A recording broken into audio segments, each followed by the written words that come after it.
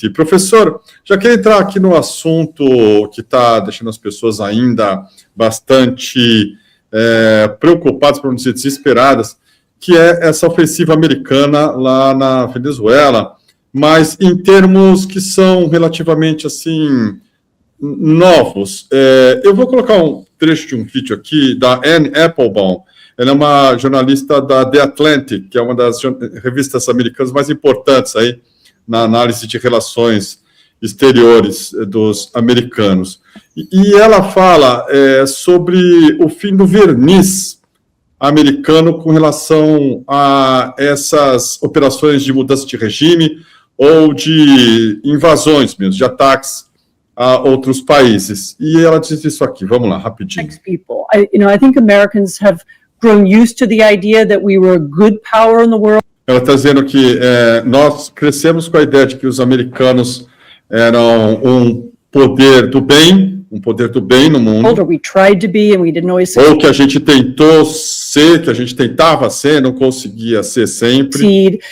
But we had some ideals, or there were things we stood for. There was international law. Mas que a gente se amparava em alguns ideais, havia lei internacional. International institutions that we backed, and once we don't do that anymore, I think Americans will feel differently about their country.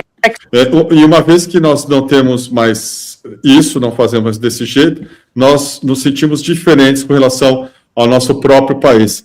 Nós demos aqui também no DCM um pequeno artigo de um cientista político francês chamado Arnaud Bertrand, e ele fala que os Estados Unidos não têm mais o verniz moral, abdicaram daquela tentativa de você chancelar esse tipo de ataque a outros países com uma ideia de que estava levando a democracia, era tudo propaganda, tudo bem, mas pelo menos servia como uma espécie de assim, proteção com relação ao que o Trump está fazendo, que é deixar muito claro o quanto que aquilo é pirataria, é roubo, é gangsterismo, é máfia.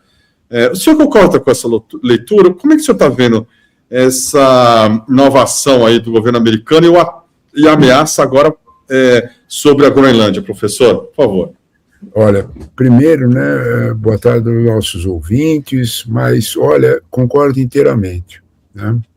Eu concordo inteiramente com a análise da jornalista do The Atlantic, né, que, de alguma forma, fazia uma representação daquilo. A expressão verniz é ótima, né? Porque ela simbolizava, embora não fosse bem democracia, embora não fosse bem tudo isso, mas tinha um verniz em torno dessa situação, tinha um anteparo, sabe, que talvez acho que a gente é obrigado a usar, tinha um freio, né? Tinha um limite, né? Não se ultrapassavam certos limites. A gente está esquecendo que nós estamos pegando a parte mais complexa disso. Desde 2016, nós temos que fazer esse corte. Desde 2016, o mundo vem esquecendo isso, porque tudo isso que o Trump está fazendo agora, ele ensaiou em 2016 e não conseguia fazer, porque ele não tinha o controle absoluto do governo. Essa é a diferença fundamental. Tinham alguns jornalistas, o primeiro que deu essa expressão foi o Bob Woodward, aquele jornalista dos Estados Unidos, né? E ele dizia que no governo Trump, número 1, no primeiro governo, havia, abre aspas, adultos na sala. É isso mesmo. Né? Haviam pessoas que, de alguma forma, diziam, isso não dá para fazer, isso nós não vamos fazer, e freavam. O segundo governo, como ele ganhou meio que sem esperar, ele não tinha organizado, não tinha planejado o governo. O segundo governo, ele planejou não, ele assumiu. Nós temos que entender, quando a gente fala do segundo governo Trump, nós temos que entender que ele está pondo em prática aquilo que é um projeto de conservadores americanos, para a gente falar com uma expressão mais delicada, de uma ultradireita super ortodoxa americana, que ele pôs em prática aquilo que eles estão fazendo. Né? O ministério de Trump é exatamente esse projeto. Se você olhar bem, tem nome e sobrenome, isso é da Heritage Foundation, né, que é o projeto 2025. Né? Esse projeto é isso que nós estamos assistindo, enfim, o domínio absoluto, né, o domínio completo de toda o fim deve ser esse verniz, por isso que eu concordei tanto. Né? De alguma forma, a exteriorização completa. No caso específico que a gente está comentando mais da Venezuela, né, eu acho que hoje nós temos clareza de 3 situações sobre a Venezuela. A primeira, que eu acho importante, a gente tem que deixar isso claro, é que o Maduro, o presidente Maduro, ele não foi capturado, ele foi entregue. São situações diferentes, completamente diferentes. Ele traduz uma luta pelo poder dentro da Venezuela que agora está começando, nós não temos todos os quadros, mas começando a ficar mais clara. Né? Parece muito presente que a Delcy Rodrigues e o irmão dela, o Jorge Rodrigues, que já vinham tendo, o New York Times fez uma matéria completa sobre isso, que já vinham tendo, o Washington Post também, que já vinham tendo conversas com Marco Rubio há meses, não é de agora. Né? Há meses, e de certa forma o contexto foi favorável agora. Né?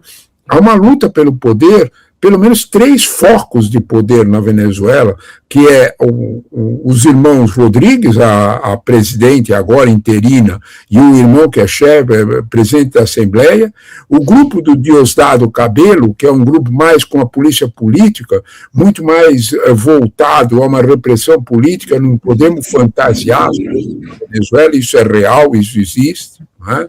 E o grupo dos militares, com o Padrinho López, com o ministro da Defesa, que são 3 linhas. Né? Agora, o que aconteceu é o fato 2. Né? Primeiro, a luta pelo poder, a entrega do Maduro. O fato 2 é a doutrina Monroe, né? Isso a gente precisa lembrar, né? Que não é doutrina Monroe, ele mesmo se chama de doutrina Monroe, né? Que é dividir o mundo em esferas de influência. Ele praticamente sentou e dividiu o mundo, ele Trump, com a China, deixando o leste da Ásia para a China e ele ficando com o hemisfério ocidental. E aí caíram todos os limites. É a frase do Peter Hegseth, que é o secretário da Defesa. Né? E não é de agora, hein, Kiko? É de outubro. Nós vamos tomar conta do nosso quintal. É isto. Né? Agora, há um terceiro ponto, um terceiro quadro nessa crise da Venezuela que a gente também precisa prestar atenção, que é o seguinte, né? A Venezuela caiu do céu, foi um presentão para o Trump, porque ele fez toda a campanha eleitoral dizendo que ia encerrar a guerra na Ucrânia e a guerra em Gaza. Alguém viu o fim da guerra em um e outro? Pelo contrário. Né? A Ucrânia está perdendo cada vez mais a guerra e Israel está tomando atitudes de violência absoluta em Gaza incontroláveis. Então, quando a gente olha para esse quadro, né, o Trump não ia conseguir entregar, só que tinha um problema. Né? Ele precisava desse cenário internacional agora para esconder os problemas internos. Desculpe, a inflação está subindo nos Estados Unidos. Quando os números forem consolidados sobre o shutdown, que não tinha número porque não teve pesquisa, e agora, aos poucos, eles vão aparecer, nós vamos ver que a inflação nos Estados Unidos não beira os 3%, não é 2,8%, ela está beirando 4% ou mais. Isso é muito pesado para os Estados Unidos. Nós vamos ver que o desemprego nos Estados Unidos está aumentando e não caindo, por causa das tarifas. Então, de alguma forma, para quem tem uma eleição de midterm para enfrentar agora em novembro, ele precisa tirar isso do foco do americano, ou pelo menos tirar isso dos seus apoiadores. Ele precisa da sua matilha, ele precisa colocar um outro assunto. A Venezuela caiu do céu. Ele coloca a Venezuela aqui porque, de certa forma, ele dá essa satisfação. E é claro, não é? Faz parte do show de mídia dele. Então nós temos que entender esses 3 pontos.